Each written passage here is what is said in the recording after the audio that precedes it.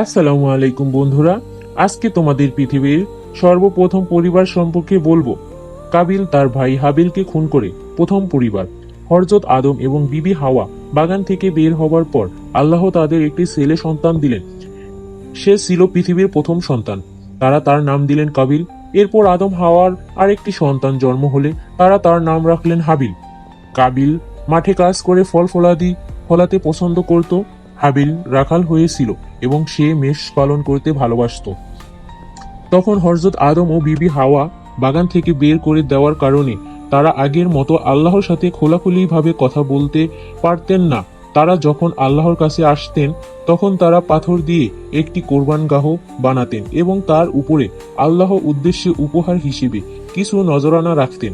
তারা সেই উৎসর্গিত জিনিস কোরবানগাহে উপর পুড়িয়ে দিতেন এবং এ দ্বারা তারা বোঝাতেন যে তা আর তাদের জিনিস নয় এবং আল্লাহ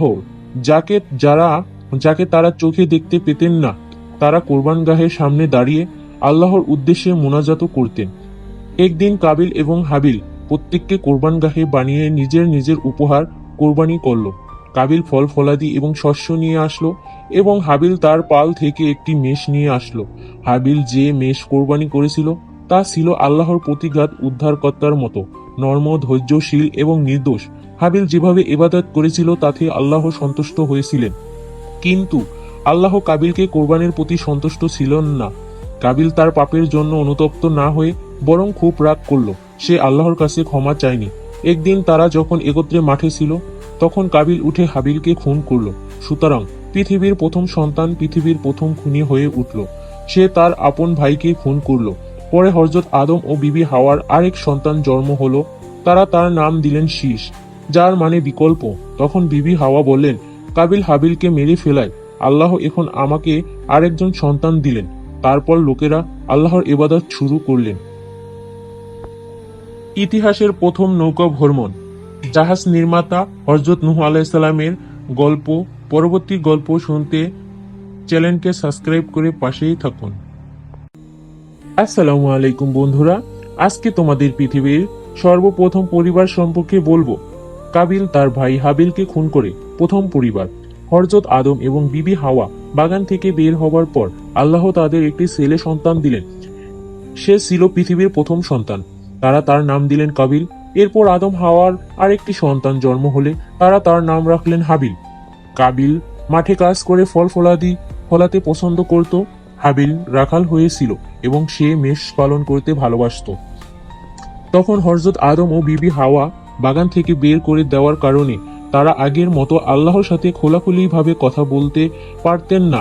তারা যখন আল্লাহর কাছে আসতেন তখন তারা পাথর দিয়ে একটি কোরবানগাহ বানাতেন এবং তার উপরে আল্লাহ উদ্দেশ্যে উপহার হিসেবে কিছু নজরানা রাখতেন।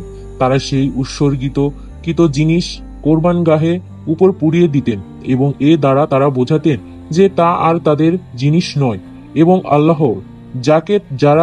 যাকে তারা চোখে দেখতে পেতেন না। তারা কোরবানগাহের সামনে দাঁড়িয়ে আল্লাহর উদ্দেশ্যে মোনাজাত করতেন। একদিন কাবিল এবং হাবিল প্রত্যেককে কোরবানগাহে বানিয়ে নিজের নিজের উপহার কোরবানি করল। কাবিল ফল ফলাদি এবং শস্য নিয়ে আসলো এবং হাবিল তার পাল থেকে একটি মেষ নিয়ে আসলো। হাবিল যে মেষ কোরবানি করেছিল তা ছিল আল্লাহর প্রতিঘাত উদ্ধারকর্তার মতো নর্ম, ধৈর্যশীল এবং নির্দোষ।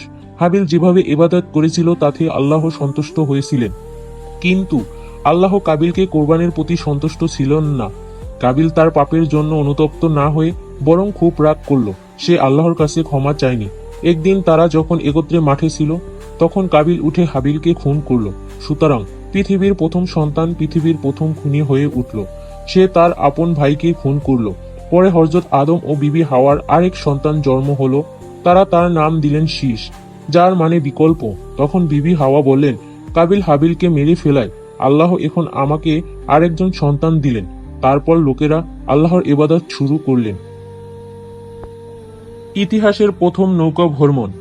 জাহাজ নির্মাতা হযরত নূহ আলাইহিস সালামের গল্প। পরবর্তী গল্প শুনতে চ্যানেলকে সাবস্ক্রাইব করে পাশেই থাকুন।